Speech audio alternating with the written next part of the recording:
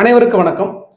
Tamil Nadu teacher eligibility test paper 1 and 2, அதே மாதிரி TNUSRB police exam, SI and constable, இவங்களுக்கு ரொம்ப ரொம்ப ஒரு முக்கியமான சயின்ஸ் பகுதியில் ஒரு பாடம் தான் இந்த இரத்த ஓட்ட மண்டலம்.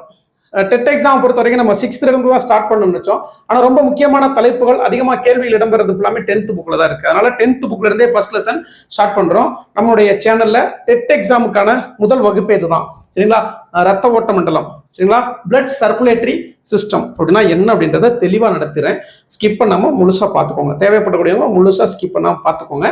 புக்ஸ் இருக்கக்கூடிய எல்லாமே நான் அப்படியே சொல்லிடுவேன். சரிங்களா? இப்போ ரத்த ஓட்ட மண்டலம் அப்படின்னா நம்மளுடைய உடல்ல ரத்தம் அப்படின்றது ஒரு நம்மளோட உடல்ல விலங்குகளின் உடல்ல ரத்தம் அப்படின்றது ஒரு திரவ இணைப்பு திசு. ரத்தம் அப்படின்றதுனாது ஃப்ளூயிடு கனெக்டிவ் டிஷ்யூன்னு சொல்லுவாங்க. சரிங்களா? ரத்தம் அப்படின்றது ஒரு திரவ இணைப்பு திசு, ரொம்ப முக்கியம். திரவ இணைப்பு திசு. ரத்தம் ஒரு டிஷ்யூ, அது ஒரு திசு அப்படின்னு சொல்றோம். சரிங்களா? ஓகே. இப்ப இந்த ரத்தத்தினுடைய பகுதி பொருள் நம்ம பார்க்கும்போது ரத்தம் ஒரு சிவப்பு நிறத்தில் இருக்கக்கூடிய ஒரு திரவம் அப்படின்னு நம்ம பார்க்கிறோம். ஆனா ரத்தம் அப்படின்றது ஒரு 2 பகுதி பொருட்களை கொண்டிருக்கும். ரத்தத்துக்குள்ளேயே 2 பகுதி பொருளை கொண்டிருக்கும். என்ன அப்படின்னா இந்த ரத்தம் அப்படின்றது 2 பகுதி பொருளை கொண்டிருக்கும். என்ன சார் அப்படின்னா, ஒண்ணு திரவ பகுதி, ஒண்ணுனது திரவ பகுதி. அந்த திரவ பகுதிக்கு பேரு பிளாஸ்மான்னு பேரு. திரவ பகுதிக்கு பேரு பிளாஸ்மா. இன்னொன்னு திடப்பகுதி. ரத்தத்துக்குள்ளேயே திடப்பகுதியும் காணப்படும், திரவ பகுதியும் காணப்படும். திரவ பகுதிக்கு பேரு பிளாஸ்மா. திரவ பகுதிக்கு பேரு பிளாஸ்மா அப்படின்னு பேரு. திடப்பகுதிக்கு பேரு ரத்தத்தின் ஆக்கக்கூறுகள் அப்படின்னு பேரு. ஆக்கக்கூறுகள் அது என்னன்னு அப்படின்னா ஆர்பிசி, ரத்த சிவப்பணுக்கள். அடுத்து வந்து பாத்தீங்கன்னா டபிள்யூபிசி, ஆர்பிசி, டபிள்யூபிசி ரத்த வெள்ளை அணுக்கள். அடுத்து வந்து பாத்தீங்கன்னா பிளேட்லெட்ஸ் அப்படின்னு சொல்லக்கூடிய ரத்த தட்டுக்கள். இந்த 3ம் இந்த திடப்பகுதியில காணப்படும். சரிங்களா? ஓகே. இது எத்தனை பெர்சன்டேஜ் இருக்கும் நம்ம ரத்தத்துல அப்படின்னு வந்து பாத்தீங்கன்னா 45% இந்த திடப்பகுதி ஆக்கக்கூறுகளான டபிள்யூபிசி, ஆர்பிசி அண்ட் பிளேட்லெட்ஸ் இது காணப்படும். இந்த திரவ பகுதி பிளாஸ்மா நம்மளுடைய ரத்தத்துல எத்தனை பெர்சன்டேஜ் காணப்படும் அப்படின்னா 55% காணப்படும். இந்த பிளாஸ்மாக்குள்ள என்னென்னலாம் இருக்கும்? நம்ம காமனா பாக்குறப்ப ரத்தம் இருக்கும், ரத்தத்துல பிளாஸ்மா இருக்குன்னு சொல்லிட்டோம். அதுல திடப்பகுதி வந்து ஆர்பிசி, டபிள்யூபிசி, பிளேட்லெட்ஸ் சொல்லக்கூடிய இவை இருக்குன்னு சொல்லிட்டோம். இது 45% இருக்கும், பிளாஸ்மா 55% இருக்கும். இந்த பிளாஸ்மா அப்படின்றது என்ன நிறம் உடையதுன்னா பழுப்பு நிறம் உடையது, பேல் எல்லோ அப்படின்னு சொல்லுவாங்க. பழுப்பு நிறம் உடையது. சரி, இந்த பிளாஸ்மாவில் என்னென்னலாம் இருக்கும்? ரொம்ப முக்கியமான நிறைய பொருட்கள் இங்கதான் இருக்கும். நம்ம சுவாசிக்கக்கூடிய வாயுக்கள், கார்பன் டை ஆக்சைடு, ஆக்சிஜன், இந்த வாயுக்கள் இந்த பிளாஸ்மாக்குள்ளதான் எல்லா செல்களுக்கும் போகும், எல்லா செல்ல இருந்தும் வரும். புரியுதுங்களா? நம்ம இப்ப ஆக்சிஜனை சுவாசிக்கிறோம். இந்த சுவாசிக்கக்கூடிய ஆக்சிஜன் நுரையீரலுக்கு போகும். நுரையீரல்ல இருந்து ரத்தத்தோட கலந்து அந்த ஆக்சிஜன் உடலினுடைய எல்லா செல்களுக்கும் போகும். எல்லா செல்களில் இருக்கக்கூடிய கார்பன் டை ஆக்சைடு ரத்தத்துல பிளாஸ்மாவில் கலந்து நுரையீரலுக்கு வரும். நுரையீரல்ல வந்து கேஸ் எக்ஸ்சேஞ்ச் நடந்ததுக்கு அப்புறம் திரும்ப ஆக்சிஜன் எடுத்துக்கிட்டு உடலின் எல்லா செல்களுக்கும் இந்த ஆக்சிஜன் கொண்டு போகும். எது கொண்டு போகும் ஆக்சிஜன் உடலின் எல்லா செல்களுக்கும்? இந்த பிளாஸ்மா. அப்ப சுவாச வாயுக்கள் ஆக்சிஜன், கார்பன் டை ஆக்சைடு இது எதுலதான் இருக்கும்? பிளாஸ்மாக்குள்ளதான் இருக்கும். ஒண்ணு. வேற என்ன அடுத்து பிளாஸ்மாக்குள்ள இருக்கும் அப்படின்னா நம்ம உடல்ல இருக்கக்கூடிய ஹார்மோன்கள். நம்ம உடல்ல இருக்கக்கூடிய ஹார்மோன்கள், அதாவது நாளமில்லா சுரப்பி மண்டலம் சுரக்கக்கூடிய எண்டோகிரைன் சிஸ்டம்ல தான். எண்டோகிரைன் சிஸ்டம்னா என்ன அப்படின்றத தெளிவா இன்னொரு வீடியோல பார்ப்போம். சரிங்களா? அந்த எண்டோகிரைன் சிஸ்டம்ல சுரக்கக்கூடிய ஹார்மோன்கள் ஒரு வேதிப்பொருள். அந்த வேதிப்பொருள் எதன் மூலமா தான் உடலினுடைய அந்தந்த, அதாவது ஹார்மோன்ஸுக்கு என்ன சிறப்புனா ஹார்மோன்கள் வந்து ஒவ்வொரு இடத்துல சுரக்கும். இப்போ பிட்யூட்ரி அப்படின்றது தலைப்பகுதியில சுரக்கும். அந்த பிட்யூட்ரி சுரந்து எல்லா இடத்துலையும் எல்லா இடத்துக்கும் ரத்தத்தில் இருக்கக்கூடிய பிளாஸ்மா மூலமா போகும். ஆனா எந்த இடத்துல அது செயல்படணுமோ, டார்கெட் ஆர்கன் எதுவோ அங்க மட்டும்தான் செயல்படும். அதை பத்தி டீடைல்டா எண்டோகிரைன் சிஸ்டம் அந்த தலைப்புல பார்ப்போம். இப்போ என்ன சொல்றோம்? இந்த திரவ பகுதியான பிளாஸ்மாக்குள்ளதான் சுவாச வாயுக்கள், ரெஸ்பிரேட்டரி கேசஸ் போகும். ஒண்ணு. ரெண்டாவது ஹார்மோன்ஸ். ஹார்மோன்ஸும் இந்த பிளாஸ்மா வழியாக தான் செல்லும். பிளாஸ்மா இருந்தாதான் இந்த ஹார்மோன்ஸ் அந்தந்த டார்கெட் ஆர்கன்ஸ், இலக்கு செல்களை நோக்கி செல்ல முடியும். சரிங்களா? அடுத்தது வேற என்ன இருக்கும் பிளாஸ்மாக்குள்ள? இந்த பிளாஸ்மாக்குள்ள வேற என்னெல்லாம் கலந்துருக்கும் அப்படின்னா, நம்ம சாப்பிட்ட உணவு, ஊட்டப்பொருள், சரிங்களா? ஃபுட் பார்ட்டிகல்ஸ், நம்ம சாப்பிட்ட உணவுனா நம்ம சோறு சாப்பிட்றோம், சோறு அப்படியே பிளாஸ்மாக்குள்ள போகுமா? குழம்பு ஊற்றி சாப்பிட்றோம், அதுல பருப்பு இருக்கு, அந்த பருப்பு அப்படியே இந்த பிளாஸ்மாக்குள்ள கலந்து போகுமா அப்படின்னா இல்லை. இப்போ ஃபார் எக்ஸாம்பிளுக்கு கார்போஹைட்ரேட், இப்போ அரிசி, சோறு அப்படின்றது அரிசி, அது கார்போஹைட்ரேட். நம்ம சாப்பிட்டதுக்கு அப்புறமா டைஜஷன் ஆகி அது என்னவா மாறும்? கார்போஹைட்ரேட் என்னவா மாற்றம் அடையும் அப்படின்னா, கார்போஹைட்ரேட் என்னவா மாற்றம் அடையும் அப்படின்னு வந்து பாத்தீங்கன்னா குளுக்கோஸாக மாற்றம் அடையும். இந்த குளுக்கோஸ் பிளாஸ்மாக்குள்ள தான் இருக்கும். குளுக்கோஸ் உடலுடைய எந்த செல்களுக்கு தேவையோ அங்கெல்லாம் எதன் மூலமா தான் போகும்? இந்த பிளாஸ்மா மூலமாகத்தான் செல்லும். சரி, வேற என்ன சொன்னோம்? ஒரு பருப்பு வகை சாப்பிட்றோம், ஒரு சோயா பீன்ஸ் சாப்பிட்றோம். ஏன்னா சோயா பீன்ஸ் சொல்றேன்னா, உலகிலேயே அதிகமான புரதம் நிறைந்த ஒரு உணவுப் பொருள் சோயா பீன்ஸ். 6th புக்ல இருக்கு, நோட் பண்ணி வச்சுக்கோங்க. அதிக புரதம் நிறைந்த உணவுப் பொருள் சோயா பீன்ஸ். சரிங்களா? அதிக கொழுப்பு நிறைந்த பழம் எதுன்னு கேட்டேன்னா அவகாடோ அப்படின்னு ஒரு பழம், நோட் பண்ணி வச்சுக்கோங்க. சரிங்களா? அந்த கொழுப்புக்கு நான் அடுத்த எக்ஸாம்பிள் சொல்றேன். இப்போ நம்ம சோயா பீன்ஸ் சாப்பிட்றோம். சோயா பீன்ஸ் என்னது?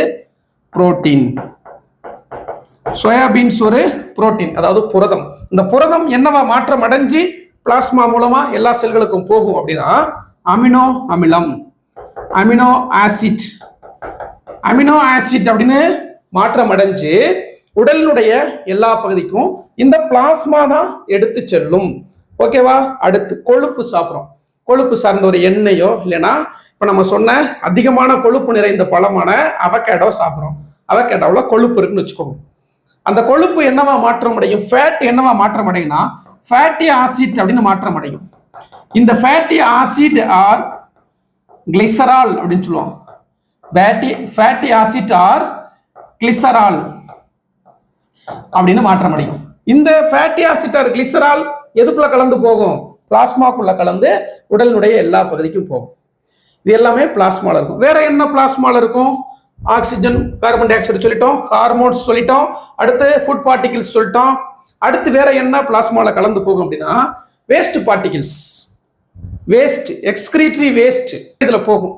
அது என்ன அப்படின்னா அந்த சால்ட், இது எல்லாமே இதுல தான் கலந்துருக்கும், இந்த பிளாஸ்மாக்குள்ள தான் இருக்கும். இதுதான் பிளாஸ்மாவுடைய ரோல். புரிஞ்சிருச்சுங்களா?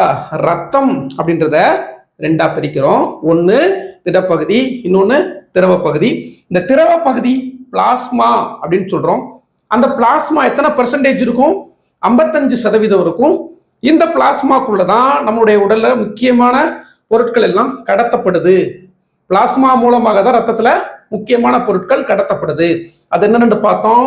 அமினோ அமிலங்கள், உணவுப் பொருட்கள், அது அமினோ அமிலம், குளுக்கோஸ், ஃபேட்டி ஆசிட், கிளிசரால், அதுக்கப்புறம் ஹார்மோன்ஸ், அப்புறம் எக்ஸ்கிரீட்டரி வேஸ்ட், சரிங்களா, கழிவு பொருட்கள். அடுத்து வந்து பாத்தீங்கன்னா கேசஸ், எக்ஸ்சேஞ்ச் கேசஸ், சரிங்களா, ரெஸ்பிரேட்டரி கேசஸ், எக்ஸ்சேஞ்ச் கேஸ் கிடையாது, ரெஸ்பிரேட்டரி கேசஸ், சுவாச வாயுக்கள், கார்பன் டை ஆக்சைடு, ஆக்சிஜன், இது எல்லாமே இந்த ரத்தத்தினுடைய பிளாஸ்மா மூலமாக தான் கடத்தப்படுது அப்படின்னு பார்த்துட்டோமா? அடுத்து நம்ம என்ன பார்க்க போறோம் அப்படின்னா ரத்தத்தினுடைய ஆக்கக்கூறுகள் சொல்லக்கூடிய திடப்பகுதி, இது 45% இருக்கும். அதுல 3 வகையா நம்ம பிரிக்கிறோம். ஒன்னு ஆர்பிசி அப்படின்னு சொல்லக்கூடிய ரெட் பிளட் கார்பசல்ஸ், எரித்ரோசைட் அப்படின்னு சொல்லுவோம். எரித்ரோ அப்படின்னாலே சிவப்பு அப்படின்னு அர்த்தம். அடுத்தது டபிள்யூபிசி, அப்படின்னு அர்த்தம் ஒயிட் பிளட் கார்பசல்ஸ் அப்படின்னு அர்த்தம். சரிங்களா? அடுத்தது பிளேட்லெட்ஸ். இந்த ஒயிட் பிளட் கார்பசல்ஸ்லயே நிறைய அதுல உள்ள வகைகள் இருக்கு. Lymphocyte, monocyte, eosinophil, basophil, neutrophil அப்படின்னு சொல்லிட்டு 5 வகை இருக்கு. எதுல? இந்த ஒயிட் பிளட் கார்பசல்ஸ்ல 5 வகை இருக்கு. Basophil, neutrophil, eosinophil, lymphocyte and monocyte அப்படி சொல்லக்கூடிய 5 வகைகள் இந்த திடப்பகுதி, அதாவது ஆர்பிசில டபிள்யூபிசில இருக்கு. மூணாவது நம்ம பார்க்கக்கூடியது திடப்பகுதியில் இருக்கக்கூடிய ஆக்கக்கூறுகள்ல பிளேட்லெட்ஸ்.